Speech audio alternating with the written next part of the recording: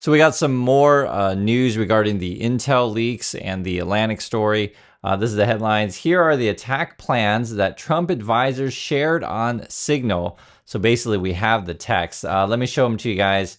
Hegseth was the one actually sending out these texts, and you'll see it's very clear.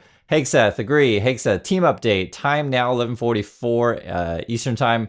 Weather is favorable, just confirmed with CENTCOM. We are a go for mission launch, okay? 12:15 Eastern time, F-18's launch. So, and I think this is all 2 hours before the strike. 13:45, trigger-based F-18's first strike window starts. Target terrorist is his known location, so should be on time. Also, strike drones launch, MQ-9s.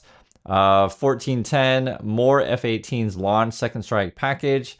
14:15, strike drones on target. This is when the first bombs will definitely drop, pending earlier trigger-based targets. 15:36, F-18s. Second strike starts. Also, first sea-based Tomahawks launched. More to follow per timeline. We are currently clean on OPSEC. Godspeed to our warriors. JD Vance, I will say a prayer for victory. Michael Waltz, VP, building collapsed. Had multiple positive ID. Pete Carilla, the IC, amazing job. What? And then you got, we saw this stuff before. Typing too fast. The first target, their top missile guy, we had positive ID of him walking to a girlfriend building, and it's now collapsed. Excellent. Michael Waltz was at a fist. American flag fire. MAR, so that would be Rubio. Good job, Pete, and your team. The team in MAL did a great job as well. Great work, all. Powerful start. Hegseth, CENTCOM is on point. Great job, all. More strikes ongoing for hours tonight, and we'll provide initial report tomorrow. But on time, on target, a good readout so far. So if you understand the significance of these texts, like we have the release of the Atlantic and what the White House and such were saying before, basically they're all caught in a lie, essentially. Not only caught in a lie, it looks like they're talking about war plans. They're trying to pretend, the White House said, is that none of this stuff is war plans. You can literally see right here. So, for example, Carolyn Levitt retweeted from Mike Waltz. No locations. Okay, and I just read you the text. You saw they're clearly locations. No sources and methods, which, again, is all lies. No war plans. I mean, what else do you call these texts? Foreign partners had already been notified that strikes were imminent. Bottom line, President Trump is protecting America and our interests. They also say here, this is from Karen Levitt, press secretary, the Atlantic has concluded these were not war plans. The entire story was another hoax by Trump hater who is well known for sensationalist spin. I'm really not sure the logic that they're making here. Meaning that Carolyn Levitt is a liar. You guys already know this stuff, that they're liars. But it's like, this is gaslighting, basically trying to tell you, and I just literally read you the text, right? And they're trying to say this is not a war plans, when it's like, hey, this is when we're attacking, this is what we're using, this is who we're going for, this is what time. Like, I don't, like, it's just, they're clowning themselves. They're talking about the White House here. We also have, like, this is it says Houthis PC small group. We know who's in this stuff. Was it so JG? That would be you. So that should be the reporter then, most likely. Michael Waltz, Scott B, Walker Barrett, Brian. There's P. Hegseth, Jacob, Dan Katz, Joe Kent, SM. I think that's Stephen Miller. MAR, that's Marco Rubio. And I'm not quite sure why people are named twice here. If that's the same person, it should be. I don't know. If you guys use Signal, I don't use Signal, so I don't know why that would be the case. Mike Needham, John Ratcliffe, Susie Wilds, TG, JD Vance, Steve Witkoff, and Alex Wong.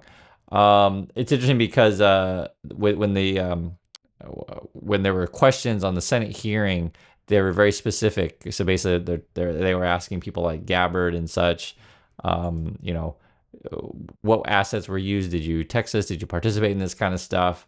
Right. And then these are the headlines here. Gabbard says it was a mistake for a reporter to be added to the Signal group chat. Gabbard says no classified info was shared as chat texts are published. Right. So, and basically the argument that she's going to try to make is that, before, well, we didn't, text any classified information. And then they're going to argue that at least Gabbard's going to try to make the case that there are differences between how we classify stuff between the Department of Defense and then, your intelligence. This is something that I think is going to probably get Hague said they'll probably be should be in trouble. We'll say should be. And what I mean by that is that, like, clearly there's violations here, right? But whether or not the Trump people enforce it and whether or not the Republicans will press on that. Let's go through some of the stuff that Gabbard has said. So this says here, Tulsi Gabbard, the director of national intelligence, so oftentimes they'll refer that to DNI, reiterated that no classified information was shared in a chat among U.S. officials about a military operation that inadvertently included journalists. And I just showed you guys the text, right? And this is what Gabbard said about this stuff. The conversation was candid and sensitive, but as the president and national security advisor stated, no classified information was shared. There were no sources, methods, locations, or war plans that were shared. And it's like, what are you talking about?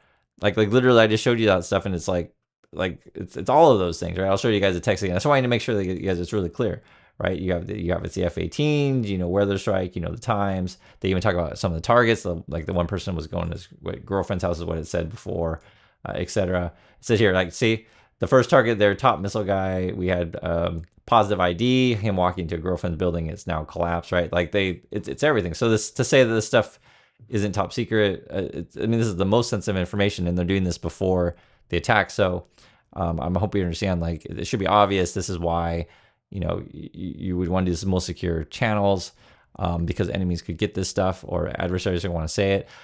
Gabbard was also asked, why are you retweeting? The account that they referred to on Twitter was Ian Miles Chong. This is one that Elon Musk actually interacts with a lot. I didn't even know this, but the Ian Miles Chong, I guess he's like a correspondent with the Russia Times, which is state propaganda media in Russia. If you guys don't know this, the Russia Times actually contacted me a couple years ago. I refused to participate. I've talked about this before on the channel. Not everyone is a sellout, and actually Tulsi retweets this Chong guy.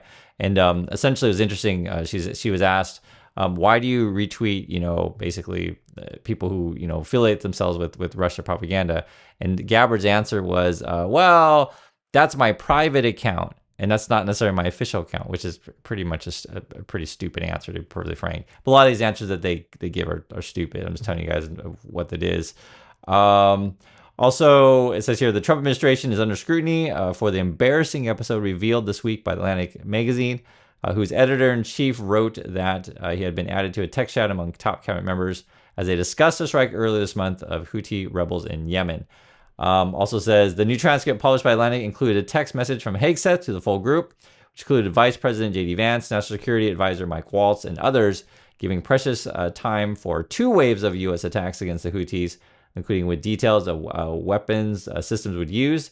Gabbard added on Wednesday that I was, quote, this is what she's saying, I was not directly involved with that part of the Signal chat, and replied at the end, and I did not recall the specific details that were included. So we're going to go with I did not recall and stuff like that, right? Ultimately, the Secretary of Defense holds the authority to classify or declassify. So they're already sort of laying out the plan of how they're going to try to evade this stuff. Hegseth will say, because before Hegseth was saying, I didn't, do anything wrong, that kind of stuff. And then chances are they'll declassify these things, I guess. But it's going to look pretty bad because, clearly we have these texts, and I don't know why this would be, regular information for the public. It's clearly not, right? This, like I said, that's why you have to understand this is essentially war plans. So it's going to be a fight over, is this war plans or not? And then literally, I'm showing it to you guys so you guys can see it for yourself. This episode is playing out as the Trump administration is pushing to end Russia's war in Ukraine, an effort that has been criticized as being too accommodating to Russia Vladimir Putin. I'm worried that the call may be coming from inside the House. What does that mean? As far as I can tell, we're on Team Kremlin, I see.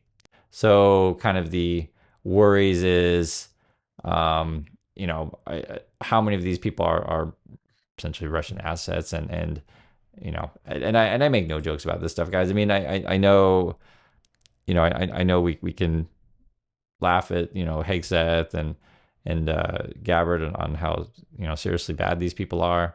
But now we're frankly just dangerous and incompetent, and I want to make sure that that's really clear.